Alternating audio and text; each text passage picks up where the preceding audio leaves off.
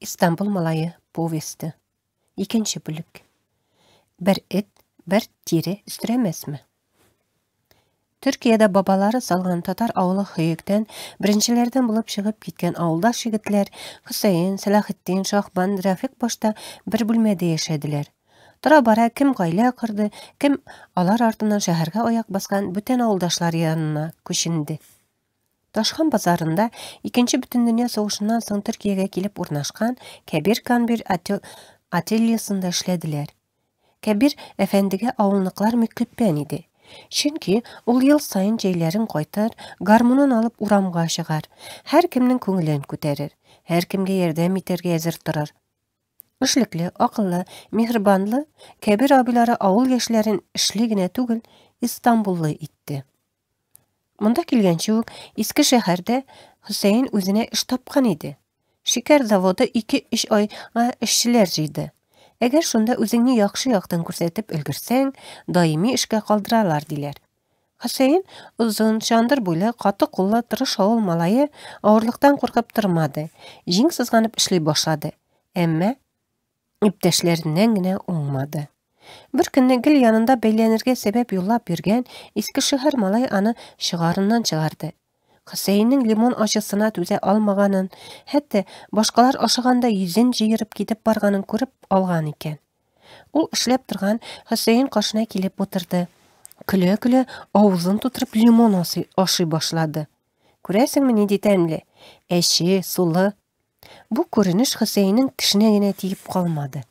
Jin aşuğun çıgardı. Yuri mıskıl etip otura bit. Şulay da başta tüzdi. Tişin kısıp kıramaska tırışıp işin devam etti. Lekin hizmetteşinin tutarga hiç uyu yok idi. Haman özüne ihtibar ettirge tırıştı. "Me al, sana da berem. Eyde sen de aşa. Limon aşı almysың melle? Kişi kıldirme," dedi. Başka tüzerlige kalmadı. Hüseyin avuzuna limon tuturgan erini bar kişine etip jiberdi. "Bar ale kit, limonыңны başka orunda aşa." Tegesine şol jite kaldı.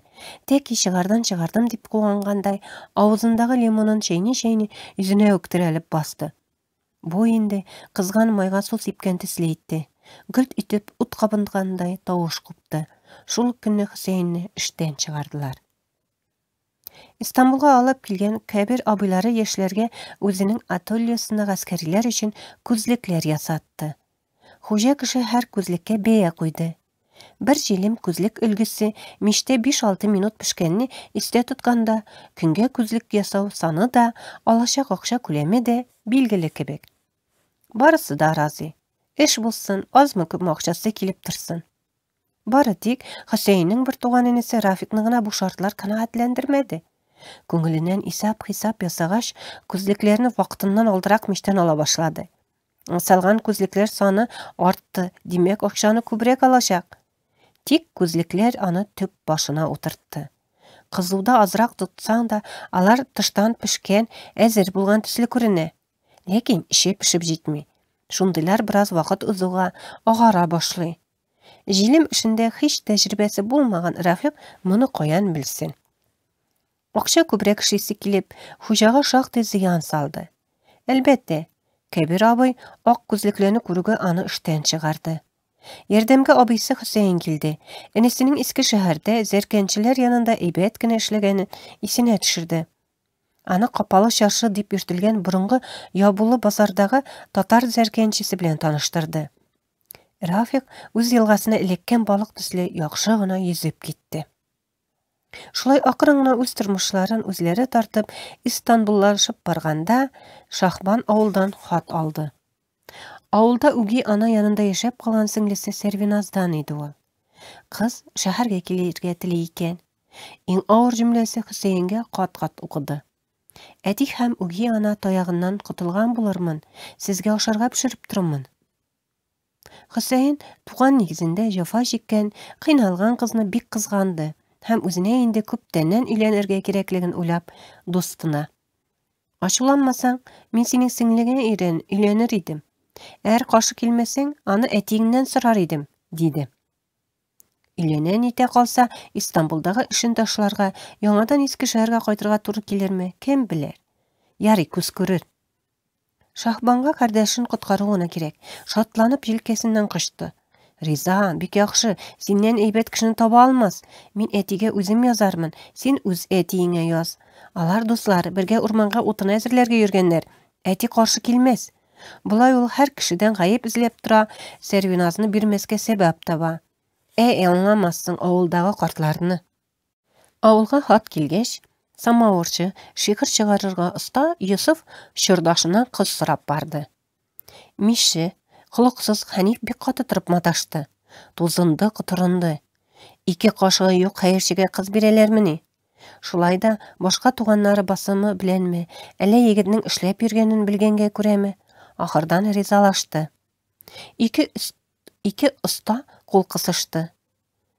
Хәниф кызын район үзәге шифтәлегә барып үзе яздырды. Аннары өйлек кагазын гаилә курултарында таныклык. Сәрвиназга алып кайтып тоттырды. Сине кияүгә бирдем, Йосыф малайына, диде. Кызыннан ни ризалык, ни фикер сорасын. Егет үзе дә авылга кайтып җитте. Яшь пар хәзрәт никахыннан соң иске шәһәргә чыгып китте. Чөнки егетнең әтисе дә икенче хатыны белән монда яши иде инде.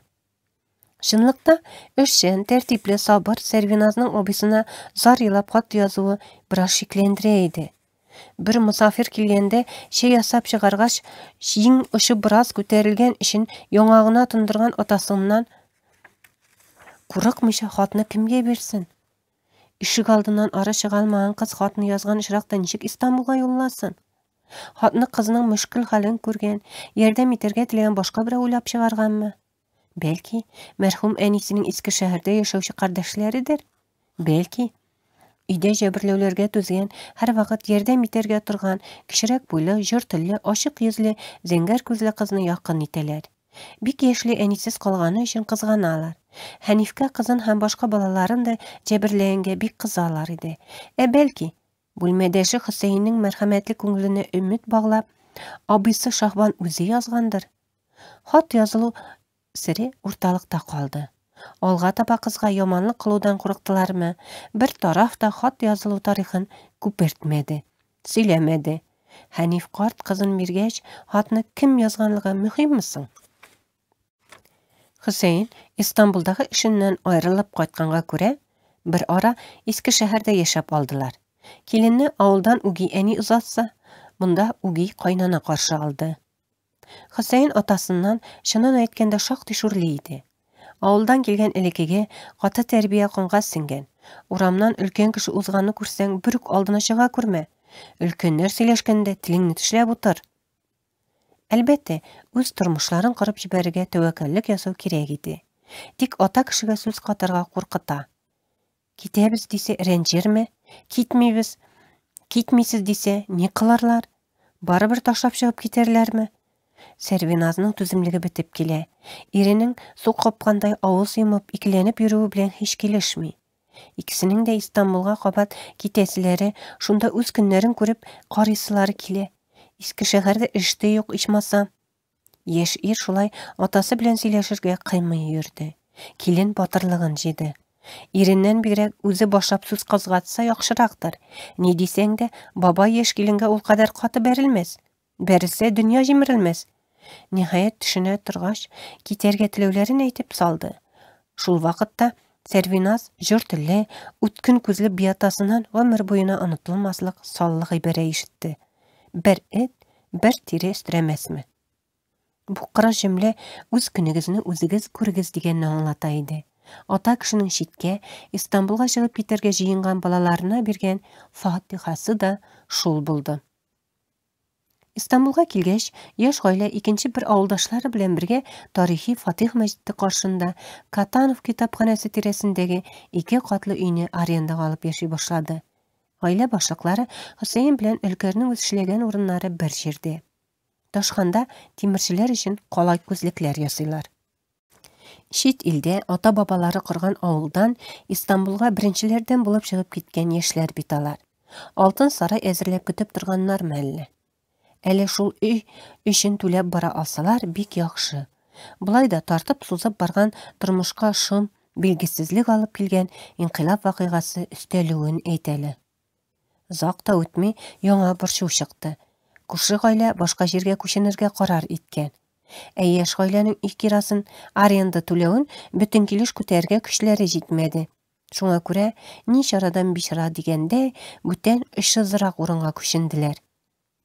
Хөсәйн гаиләсен балыкчылары белән дан тоткан, төрле милләт кешеләре яши торган Аксарай мәйданыннан Мәрмәр диңгезенә төшә торган юлда яр буенда урнашкан Кум капы бистәсенә алып китте. Бистә исемен татарчалаштырып әйткәндә, Кум капка булып чыга. Исеменә күрә комнан ясалган капкасы юк югын, ә менә әрмәннәрнеке икәнне раслап торган әллә ничә чиркәү бар. Хөсәйн бер иске йортның иң аскы катында өстәл, ятак кына сиярлык кечкенә бүлмә тапты. Шушы кысан бүлмәне җылытыр өчен күмер алырга рәтләре җитә әлегә. Иң мөһиме, ризыктан үзмәсен Ходай. Ризык дигәннән, әнә ярты уч май артык калса, аш күселәр хәзер исен сизеп чабыша башлыйлар. Югыйсә, Сәрюнас күпме куа үзләрен.